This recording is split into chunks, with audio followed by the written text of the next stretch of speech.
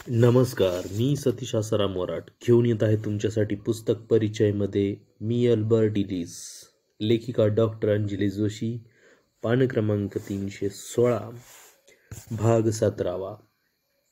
सकाळी 10 वाजता जाग आली. नेहमीच्या सवयीने पांघरून ताडकन बाजूला सारून उठणार तोच सर्वांगातून वेदना ठणकत गेली. वेदनेची तिडीक थेट मस्तकाला जाऊन भेटली. मी विव्हळलो. लगेचच नर्स धावत आली. सर, तुम्ही असे एकदम उठू नका. शांतपणे एक एक हालचाल करा. हॉस्पिटलमधून डिस्चार्ज मिळून पुरते 2 दिवसही झाले नाहीत. आतड्याची शस्त्रक्रिया धोक्याची असते. फार जपावं लागतं. शस्त्रक्रियेनंतर डॉक्टरांच्या सूचना जितक्या कसोशीने पाळाल तेवढे लवकर बरे व्हाल. बोलता बोलता औषधांचे डोस आणि इंजेक्शन देऊन तिने माझ्या अंगावरचं पांघरून सारखं केलं. क्षणार्धात स्वतःला सावरून मी म्हटलं, धन्यवाद मिसेस टेलर. डॉक्टरांच्या सूचनांचं तंतोतंत पालन मी करेनच, पण डॉक्टरांनी जास्त हालचाल न करण्याबद्दल बजावलंय, बोलण्याबद्दल नाही. माझं स्वरयंत्र अजून तरी चांगलं काम देत आहे. स्वस्थ पडून जास्त हालचाल न करता फक्त बोलून मी व्याख्यान घेतलं तर तुमची काही हरकत नाही ना? तिचे डोळे विस्फारले. सर, पण सेमिनार रूमपर्यंत चालत जायलाही डॉक्टरांनी परवानगी नाकारली. सेमिनार रूमपर्यंत चालत जाण्याचा प्रश्नच येणार नाही. माझे विद्यार्थीच बेडरूममध्ये येतील. इथे याच ठिकाणी, याच बेडवरून पडून मी व्याख्यान घेईन. माझी बेडरूम हीच माझी तात्पुरती सेमिनार रूम असेल. माझ्या उत्तरामुळे ती इतकी अवाक झाली की तिला मुळी बोलणंच सुचेना. तिचं मौन हीच तिची संमती गृहीत धरून मी भराभर पुढच्या सूचना दिल्या. अचानक उद्भवलेल्या आजारपणामुळे माझ्या हाताखाली विवेकनिष्ठ मानसोपचार शिकणाऱ्या विद्यार्थ्यांचं प्रशिक्षण गेलं 2 महिने अर्धवट राहिलं होतं. हॉस्पिटलमधून डिस्चार्ज मिळेपर्यंत माझा नाईलाज होता. आता घरी परत आल्यानंतर मात्र उर्वरित प्रशिक्षण पूर्ण करण्याचा मानस मी डेबीला बोलून दाखवला.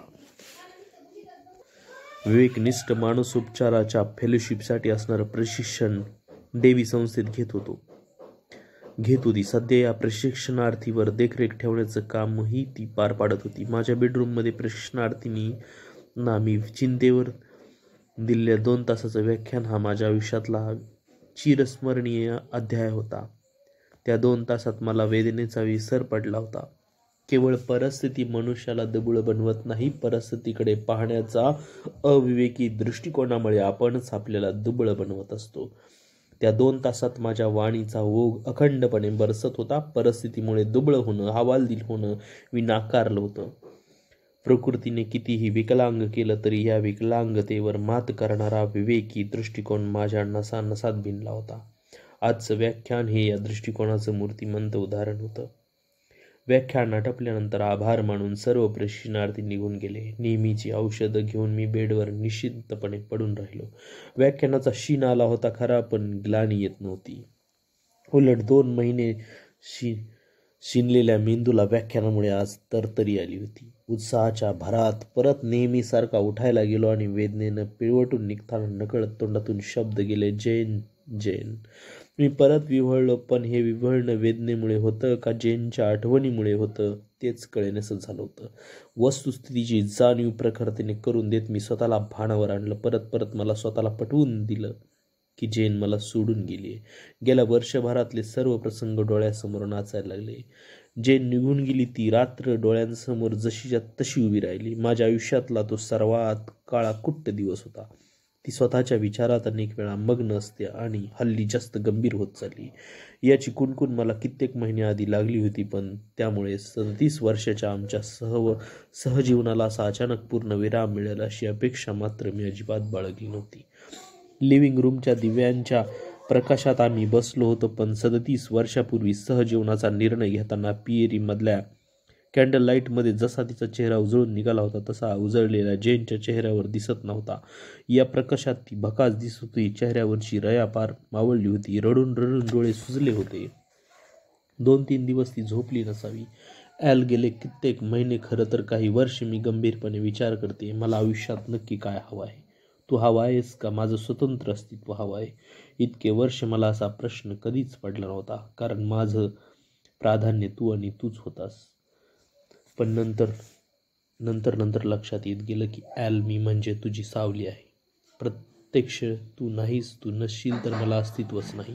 तुझ्याशिवाय अस्तित्व नसण्या एवढी मी कवडी मोल आहे का? मग कळत गेलं की मी कवडी मोल नाही, स्वतःला कवडी मोल करून घेतलंय मी. मला स्वतःची वेगळी ओळख आहे, पण तुझ्या कर्तृत्वामुळे झाकोळली जाते. माझी ओळख डॉक्टर जेनेटेल ऑल्फ म्हणून असण्यापेक्षा तुझी सहचरणी अशीच सर्वत्र करून दिली जाते. छोट्या मोठ्या गोष्टीत निर्णयात तुझ्यावर विसंबून राहण्याची सवय मला लागली. हे विसंबून राहण्यास माझं स्वतंत्र अस्तित्वाला मारक ठरतंय असं वाटतंय मला. तुझ्या छायेत वावरताना माझी वाढ खुंटलेली जाते. 37 वर्षापूर्वी तुझ्याबरोबर राहण्याचा निर्णय घेताना जसा मी मनाचा कौल घेतला होता तसाच आताही घेतला. तेव्हा मला उत्तर मिळालं, मला माझं स्वतंत्र अस्तित्व हवंय. ते हवं असेल तर तुझ्याशी असलेला पाश आणि हे बंध तोडणं मला भागच आहे. तुझ्याबरोबर राहून तुझ्यात गुंतून पडणं ते शक्य नाही. 37 वर्षाचे ऋणानुबंध असे एकाएकी तोडून टाकणं हे तुझ्यापेक्षाही मला जास्त अवघड आहे. तुझ्या बाबतीत तुझं पहिलं प्राधान्य हे विवेकनिष्ठ मानसोपचार आहे, पण माझ्या बाबतीत मात्र इतकी वर्ष माझं प्राधान्य तू आणि तूच होतास. त्यात पहिलं दुसरं असं काहीच नव्हतं. इतकी वर्ष सर्वोच्च प्राधान्य दिलेल्या तुझ्यापासून दूर होताना मनाला सुई चुटचल्यासारख्या वेदना होत आहेत.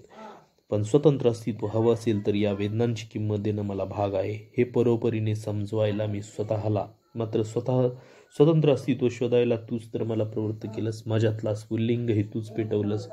स्वतःचा शोध घ्यायलाही उद्युक्त केलंस.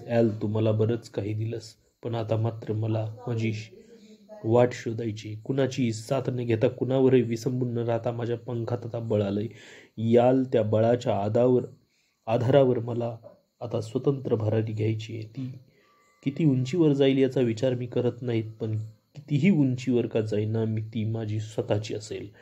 माझ्या एकटीच्या बळावर घेतलेली असेल. ती घेत असताना तुझं ऋण विसरणं मला शक्य नाही. माझ्या पंखात बळ आणण्याचं काम तूच तर केलं. पण स्वतंत्र भरारी घ्यायची असेल तर तुझे पाश तोडणं मला अपरिहार्य आहे. माझा नाईलाज आहे. तुझा पैसा, तुझी कीर्ती याचा मोह जेव्हा मी तुझ्याबरोबरच्या सहजीवनाचा निर्णय घेतला तेव्हाही मला नव्हता, आणि या क्षणीही नाही. मला तुझं काही नको आहे ॲल. घर सोडून जात असले तरीही माझं तुझ्यावर प्रेम तितकंच उत्कट आहे याची खात्री बाळग. मानसोपचार तज्ज्ञ म्हणून स्वतंत्र व्यवसाय करायचं मी ठरवलंय. त्यासाठी लागणारी जागा मी साठवलेल्या पैशातून घेऊन ठेवली. कधी जमलं तर भेटायला ये ॲल. मी निघते. जागेचा पत्ता आणि फोन नंबर टिपॉयवर ठेवता ठेवता तिचा स्वर भरून आला. जेनचा चेहरा विद्ध झाला होता. तिला कुठे बोलवत नव्हतं. स्वतःचं सामान घेऊन एकदाही मागे वळून न पाहता ती निघून गेली. जसं काही मागे वळून पाहिलं तर माझ्यात परत गुंतून पडणारी तिला भीती वाटत असावी. मी सुन्न झालो. हताशपणे बघत राहिलो. तिचं एक एक वाक्य काळीत चिरत होतं. हृदयात प्रचंड कालवाकालव होत होती. माझ्या आयुष्यात जेनचं येणं, 37 वर्षाचं सहजीवन व्यतीत करणं आणि हे सर्व असं एका घटकेला अचानक थांबणं, हे सगळं इतकं सहज सोपं असतं. माझं अंतरंग ढवळून निघालं होतं. तू असं का केलंस हा प्रश्न मी त्याला कधीच विचारला नव्हता, कारण तिच्या निर्णयामागचं गांभीर्य मला जाणवलं होतं. माझ्यावर फुरंगटून रुसून भांडून घेतलेला तो क्षणिक निर्णय नव्हता, तर जाणीवपूर्वक निश्चयपूर्वक उचललेलं ते पाऊल होतं. तिच्या मर्जीविरुद्ध तिला माझ्याबरोबर राहायला भाग पाडणं मला कदाचित आवडलं नसतं. आमच्या सहजीवनाचा पायाच मुळी स्वखुशी होता. तोच तर ढासळला असेल तर नुसतं एकत्र राहण्यात काय अर्थ होता. तिच्याबद्दल माझ्या मनात आकस नव्हता, कटुता नव्हती, वैरभाव तर नव्हताच नव्हता. कारण माझ्याबरोबर सहजीवनाचा निर्णय घेताना तिने जे धाडस दाखवलेलं होतं ते खरोखरच अतुलनीय होतं. आमच्या सहजीवनात तिने मला इतकं काही दिलं होतं की त्याचं मोजमाप करता येणं अशक्य होतं. घर सोडून जाण्याचा एका निर्णयाच्या फटकाऱ्याने ते विस्कटणार नव्हतं की त्याचं मूल्य कमी होणार नव्हतं. त्या क्षणीही तिच्या निर्णयाचा मी आदर करत होतो. ती कुठे गेली आणि तिने कुठलाही निर्णय घेतला असला तरी माझ्या सदिच्छा तिच्याबरोबर कायम राहणार होत्या. मला हेही माहीत होतं की मला सोडून जाण्याचा निर्णय तिनेही सुखासुखी घेतला नव्हता. तो घेताना तिच्या अंतर्यामी भावनांची वादळं उठली असतील, विचारांची केवढी उलथापालथ झाली असेल. तिच्याही मनाची माझ्या मनासारखीच तडफड झाली असेल. पण अंतिम क्षणी ती जे बळ एकवटू शिकली ते एकवटण्यात मी कमी पडत होतो. 90च्या उंबरठ्यात असताना, नाना तऱ्हेच्या व्याधींनी शरीर पोखरलेलं असताना, अत्यंत प्रिय असलेल्या जेनने केलेला हा वार झेलताना मी कोलबडून पडलो होतो. एखाद्या घायाळ पक्षाप्रमाणे विव्हळत पडलो होतो. 6व्या मजल्यावरचं घर मला भेसूर वाटायला लागलं. भग्नावकाळा आल्यासारखं, चैतन्यहीन झालेल्या आणि घर पण हरवलेल्या घराच्या भिंती एकदम उजाड भासायला लागल्या. संपूर्ण घरात सैरभैर होऊन मी भटकत राहिलो. घरातलं रुंद जिना पार आणि लोअर लेवलचे बेडरूम, बाल्कनीचं फ्रेंच डोअर, जमिनीवरच्या परफ्यूट फ्लोअर, घराचे इंटिरियर खायला उठलं. या वास्तू एकही जागा अशी नव्हती की ज्यावर जेनचा हात फिरला नव्हता. एकही भिंत, एकही कोपरा, एकही इंच असं नव्हतं की जिथे जेनचं अस्तित्व नव्हतं. घराची वीट ना वीट तिच्या कुठल्या ना कुठल्या आठवणींशी निगडीत होती. जेनच्या आठवणीचा मनातला एक एक पापुद्रा सोलून निघायला लागला. हा कठडा, या कठड्यापाशी उभं राहून मी तिला आवेगाने पहिली मिठी मारली होती. स्नानगृहातला हा कोपरा, आमच्या एकत्रित स्नानाच्या कितीतरी आठवणी या कोपऱ्याने जपून ठेवल्या असतील. घरभर विखुरलेल्या कित्येक वस्तू, यातही प्रत्येक वस्तू आमच्या कितीतरी उत्कट मिलनांना साक्षी होती. माझ्या डोळ्यांना अश्रुधारा लागल्या. या घरातल्या जेनचा वावर, तिचा स्पर्श, तिचं अस्तित्व, सगळं काही आता संपलं होतं. इतकी वादळं आतापर्यंत पचवली होती, पण या उभ्या आयुष्यात असा धाय मुकळून कधी रडलं नव्हतं. पण यावेळी ना कुणी हृदयाशी ओढणारं होतं, ना कुणी याल अशी साद घालणारं होतं. मग हळूहळू जाणीव होत गेली ती एकटेपणाची. समोर उभी ठाकलेली ती एकटेपणाची भयान पोकळी वाकुल्या दाखवायला लागली. चारूबाजूंनी बंदिस्त करून ती पोकळी मला गिळंकृत करायला जणू सरसावली होती. त्या अंधाऱ्या भयान पोकळीत मी खोल खोल जायला लागलो. मला दरदरून घाम फुटला, अंगाला कंप सुटायला लागला. स्वतःवरचं नियंत्रण कोलमडून पडतंय की काय असं वाटायला लागलं. त्या क्षणी मी स्वतःला निर्धारपूर्वक थांबवलं, डोळे घट्ट मिटून घेतले, मनाला परत परत बजवायला सुरुवात केली. कुठलीही भावना, मग ती कितीही अस्सल किंवा कितीही तीव्र असो, ती माझ्या संमतीशिवाय मला गिळंकृत करू शकणार नाही. माझ्या भावनेची जबाबदारी मीच उचलली पाहिजे. भावनेचं माझ्यावरचं अधिपत्य मी थांबवू शकतो नव्हे, मला ते थांबवायलाच पाहिजे. तसं केलं नाही तर त्या भयान पोकळीत गुदमरून माझा प्राण कंठाशी येईल. माझं बळ मलाच एकवटलं पाहिजे. मला स्वतःला मीच साथ दिली पाहिजे. मला स्वतःला माझ्याशिवाय दुसरं कोणीही सावरू शकणार नाही. माझं मीच मला सावरायला पाहिजे. सुटत चाललेलं नियंत्रण मी निश्चयपूर्वक ताब्यात घेतलं. जेनच्या वियोगाच्या दुःखातून कायमचं सावरायचं तर नुसतं वाटणं आणि समजणं पुरेसं नव्हतं, तर काहीतरी ठोस कृती करायला पाहिजे हे मला स्पष्टपणे उमगलं होतं. एकाकीपणाच्या भावनेच्या मुळाशी खदखदणारा माझा अविवेकी दृष्टिकोन मी शोधून काढला. तो होता जेनच्या सान्निध्याची मला अत्यावश्यक गरज आहे. ते मिळालं नाही तर मी दुबळा होईन. या दृष्टिकोनाचं समूळ उच्चाटन करण्यासाठी मी स्वतःसाठी गृहपाठ लिहून काढला. तो अंमलात आणायलाही लगेच सुरुवात केली. जेन संबंधी मनात उच्चारत असलेल्या विविध विधानांची कठोर छाननी करायला मी सुरुवात केली. त्यापैकी अतिशयोक्त अविवेकी विधान आणि वस्तुस्थितीदर्शक विवेकी विधानांशी वेगळी मांडणी करत गेलो. अविवेकी विधानांची हडसून खडसून छाननी करून त्या जागी विवेकी विधानं स्वतःला पटवून द्यायला लागलो. सध्याच्या परिस्थितीपेक्षाही भीषण अशा इतर कुठल्या आपत्ती येऊ शकतात आणि त्या समोर आल्या तर सध्याची परिस्थिती तितकीच भीषण वाटेल का, हे पडताळून पाहायला लागलो. प्रत्येक परिस्थितीचे कुठले ना कुठले फायदे तोटे असतातच. त्यातल्या केवळ तोट्यांवरच माझं लक्ष केंद्रित होत होतं. अशा परिस्थितीचे काही फायदेही असण्याची शक्यता होती. ते कुठले असावेत याचा शोध घेऊन मी लिहून काढले. हळूहळू मी स्वतःला खरोखरच सावरलं. दिनक्रम पूर्वीप्रमाणे सुरू झाला. पण 37 वर्षातले जेन बरोबर जुळलेले भावसंबंध असे सहजासहजी पुसणारे नव्हते. समोर उभ्या असलेल्या कुठल्याही स्त्रीमध्ये मला कित्येक वेळा जेनचा भास व्हायचा. कित्येक वेळा ती बाजूला आहे असं समजून बोलत राहायचो. ती आज कुठल्या संगीताची रेकॉर्ड लावेल म्हणून नकळतपणे वाट पाहायचो. ती बाजूला झोपली असं समजून तिला मिठीत घ्यायला जायचो. घरातल्या खुर्च्या, टेबल, टिपॉय, बेड या सर्वांमध्ये तिच्या अस्तित्वाचा होणारा आभास अंगावर यायचा. तिच्या आठवणी कुठेही आणि कधीही माझ्यावर झडप घालायच्या. मग परत मनाशी ठाम ठरवलं, या आठवणींच्या गुंत्यातूनही स्वतःला बाहेर काढायचं, नाहीतर या आठवणींचा तळ उपसत त्या आठवणीमध्ये मीच एक दिवस बुडून जाईन. माझ्या मानसिक प्रक्रियांचा मी शांतपणे वेध घेतला. प्रत्येक वस्तू, व्यक्ती, क्षण यांच्याशी, जेनच्या सान्निध्याशी सांगड घालणाऱ्या माझ्या सवयीवरच आघात करायचं मी ठरवलं. मनचक्षूंच्या सामर्थ्याचा उपयोग करून जेनचं सान्निध्य नसलेल्या कल्पनांची चित्र जाणीवपूर्वक मनपटलावर रेखाटण्याचा प्रयत्न करायला लागलो. वाट्याला आलेल्या परिस्थितीचा कुरकुर न करता हसतमुखाने स्वीकार करून त्याही परिस्थितीत स्वतःला आणि इतरांना आनंदी करण्यात मी मग्न ची प्रतिमा दृष्टी मनपटलावर रंगवायला लागलो. जैनच्या आठवणींना पूर्णपणे फाटा देणं शक्य झालं नसलं तरी बऱ्याच प्रमाणात त्यांना आळा घालू शकलो. वैयक्तिक जीवनातली चढउताराचा व्यावसायिक कार्यावर दुष्परिणाम होऊ द्यायचा नाही असा मी मनाशी चंग बांधला होता. विवेकनिष्ठ मानसोपचार शास्त्रातल्या संकल्पनांची व्याप्ती वाढवण्यासाठी इतर तत्वप्रणालींचा अभ्यास मी झपाट्याने चालू केला होता. तो करताना पौरात्य तत्वप्रणालीमध्ये बौद्ध जीवन तत्वज्ञानात मला रस उत्पन्न झाला. विवेकनिष्ठ जीवन तत्वज्ञान आणि बौद्ध धर्म या दोन्ही प्रणालीतील अनेक संकल्पनांमध्ये मला आश्चर्यकारक साम्य आढळून आलं. जीवनाचा बिनशर्त स्वीकार या संकल्पनेचा या दोन्ही प्रणाली कसा पुरस्कार करतात याचा ऊहापोह करणाऱ्या ग्रंथाचं कामही मी हातात घेतलं. लेखन आणि मानसोपचाराद्वारे दिवसातला 16 तासाचं काम पूर्ववत चालू ठेवण्यातही यश मिळवलं. माझ्या दैनंदिन दिनक्रमात बदल झाला. तो 31 मेच्या शनिवारी शुक्रवारी सकाळपासून मला जुलाब चालू झाले, पण मी ते फारसी गांभीर्याने घेतले नव्हते. शुक्रवारच्या दिनक्रमही मी नियमितपणे पूर्ण केला होता, पण शनिवार उजाडला तरी जुलाब थांबण्याचे लक्षण दिसेना. त्यांच्या जोडीला उलट्याही सुरू झाल्या. शक्तिपात झाल्यासारखं वाटायला लागलं. पोटात पाणी ठरेनसं झालं. विवेकनिष्ठ मानसोपचाराचं फेलोशिपचं प्रशिक्षण देण्याच्या कार्यक्रमाची वेळ नजीक येऊन ठेपली, पण उलट्या जुलाबांमुळे घरातून निघता येईना. या प्रशिक्षणात सहभागी झालेल्या डेबीला मी फोन करून बोलावून घेतला. ऑस्ट्रेलियन मानसोपचार तज्ज्ञ असलेल्या 40 वर्षाच्या डेव्ही जॉफीने काही वर्षापूर्वी माझ्याकडून मानसोपचार करून घेतले असल्यामुळे ती मला परिचित होती. माझी अवस्था पाहून डेबीने डॉक्टरांशी संपर्क साधून त्यांना तातडीने घरी येण्याची विनंती केली, पण दुर्दैव असं की शुक्रवारी रात्रीपासूनच मुसळधार पावसाला सुरुवात झाली होती. शनिवारी सकाळीही पावसाची वृष्टी थांबण्याचं चिन्ह दिसत नव्हतं. ठिकठिकाणी पाणी साचून नाल्याप्रमाणे वाहत होतं.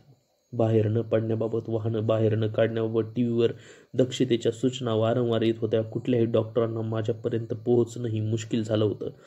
फोनचा संपर्कही वारंवार खंडित होत होता. शनिवारचा संपूर्ण दिवस मी तळमळत कसाबसा लिंबू पाण्यावर काढला. डॉक्टरांची प्रत्यक्ष भेट व्हायला रविवार उजाडला. रक्त शर्करा प्रमाणापेक्षा कितीतरी जास्त झाल्याचं निदान डॉक्टरांनी केलं. हॉस्पिटलमध्ये तातडीने भरती करण्याची सूचना डेबीला दिली.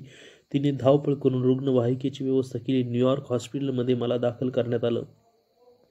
15-20 मिनिटांमध्येच जुलाब काळसर रंगाची होऊन त्यातून रक्त जायला सुरुवात झाली. त्यानंतर एक्स-रे, रेज, CT स्कॅन आणि इतर वेगवेगळ्या चाचण्यांचे सोपस्कर पार पडल्यानंतर मोठं आतडं काढून टाकण्याचा निर्णय डॉक्टरांनी घेतला. ते जर काढलं नसतं तर ते आतल्या आत फुटून माझ्या जीवाला गंभीर धोका होता. आतड्यांची शस्त्रक्रिया ही गंभीर शस्त्रक्रिया याची जाणीव मला होती. ही शस्त्रक्रिया यशस्वीही झाली तोपर्यंत माझ्या प्रकृतीबाबतचा उलटसुलट अफवांना संस्थेत उत आला असणार याचाही अंदाज मी बांधला होता. शस्त्रक्रियेनंतरच्या 2च दिवसात अतिदक्षता विभागात मी डेबीला बोलावून घेतलं. माझ्या सूचनेनुसार तिने लोकांच्या वतीनं माझी मुलाखत घेतली. मुलाखतीचा वृत्तांत सर्व सहकारी मित्र, मैत्रिणी, चाहते, हितचिंतक यांच्यामध्ये प्रसारित केला. माझ्या प्रकृतीबाबतच्या बातम्यांना कुठलाही विकृत वळण न लागता सत्य परिस्थिती काय आहे हे सर्वांनी मुलाखतीमार्फत कळवण्याची दक्षता मी घेतली होती. अर्थात शस्त्रक्रियेनंतरही अनेक निरनिराळ्या चाचण्यांच्या दिव्यातून जावं लागलं. अखेरीस 23 जुलैला भरती झाल्यापासून जवळ 2 महिन्यांनी हॉस्पिटलमधून डिस्चार्ज मिळाला. हॉस्पिटलमध्ये असतानाही घेत असलेल्या औषधांचा तीव्र दुष्परिणाम माझ्यावर झाला होता. त्यातून बरा झालो तरी श्वासोच्छ्वासाच्या आणि पचनविषयक त्रासातून सुटका झाली नव्हती. घरी परत आल्याच वयाला 90 वर्षे पूर्ण झाली. जीवावरच्या दुखण्यातून सुखरूप बाहेर पडून 90 दशकं पार केल्यानिमित्त राष्ट्राध्यक्ष जॉर्ज बुश, भूतपूर्व राष्ट्राध्यक्ष बिल क्लिंटन, दलाई लामा अशा अनेक हितचिंतकांनी मला शुभेच्छा दिल्या. या हितचिंतकाचं पाठबळ हीच माझी आयुष्यभराची कमाई आहे.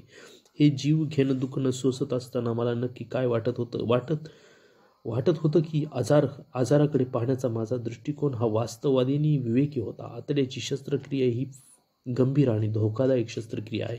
तसंच या वयात ती करताना श्वास कुठल्याही क्षणी बंद पडू शकतो याची मला पूर्णपणे जाणीव होती. मी मांडलेल्या विवेकनिष्ठ सिद्धांताच्या माझ्यावरच्याच कसोटीचीच ती निर्णायक वेळ होती. मला माहीत होतं की कुणाचाही सांत्वन, आधार, भरवसा, देवावरची श्रद्धा ही संकटाची आणि कष्टांची तीव्रता कमी करू शकली असती. किंबहुना या गोष्टी सुखावं सुद्धा झाल्या असत्या. पण वास्तवाला समोर जाताना अशा प्रकारच्या कोणत्याही मादक कैफ्याची मदत मला नको होती. बुद्धीच्या जोरावर समोर आलेल्या संकटाशी मला सामना करायचा होता. कुठल्याही क्षणी माझ्यावर झडप घालू शकेल इतक्या समीप मृत्यू आलेला असताना फक्त स्वतःच्या पायावर उभं राहणं हा पोर खेळ नव्हता. त्यासाठी प्रखर मनोधैर्य लागतं, पण ते या निर्णायक क्षणी मी दाखवलं आणि जीवावरच्या संकटातून सही सलामत बाहेर पडलो. पण तरीही माझं वास्तवतेचं भान यत्किंचितही सुटलेलं नव्हतं, कारण एकदा संकटातून बाहेर पडलो याचा अर्थ मी तसा कायम सुदैवी असेन याचीही शाश्वती नव्हती. मृत्यू आसपास गिरट्या घालत होता आणि कुठल्याही क्षणी त्याचं बोलावणं येऊ शकतं. केवळ प्रकृतीचीच नव्हे तर इतर कुठल्याही संकटाने अनपेक्षितपणे हल्ला करू शकतात हे सुद्धा पचवण्याची मानसिक तयारी मी ठेवली होती. शस्त्रक्रियेच्या निमित्ताने आजूबाजूच्या लोकांचे, सहकाऱ्यांचे, डॉक्टर, नर्सेस अशा सर्वांचे जे काही अनुभव आले त्यामुळे माझं अनुभव विश्व समृद्ध झालं होतं. जीवनाच्या अंतिम क्षणापर्यंत ते असंच समृद्ध होत राहावं अशी माझी मनीषा होती. डेबीने हॉस्पिटलमध्ये घेतलेल्या मुलाखतीमध्ये मला प्रश्न विचारला होता, प्रकृतीला आराम मिळावा म्हणून तुमच्या चाहत्यांनी काय केलेलं तुम्हाला आवडेल? त्यावर मी उत्तर दिलं होतं, माझ्या प्रकृतीला आराम मिळावा अशी ज्यांची मनापासून इच्छा आहे त्यांनी विवेकाने जगलेलं मला आवडेल. कितीही बिकट परिस्थिती आली तरी या परिस्थितीकडे पाहण्याचा दृष्टिकोन कसा असावा हे ठरवण्याचं स्वातंत्र्य आपल्याला आहे याचं भान सुटून न दिलेलं मला आवडेल. जेवढ्या जास्तीत जास्त व्यक्ती विवेकनिष्ठतेने व्रत घेतील तेवढं मला ते अधिक आवडेल. थँक्यू.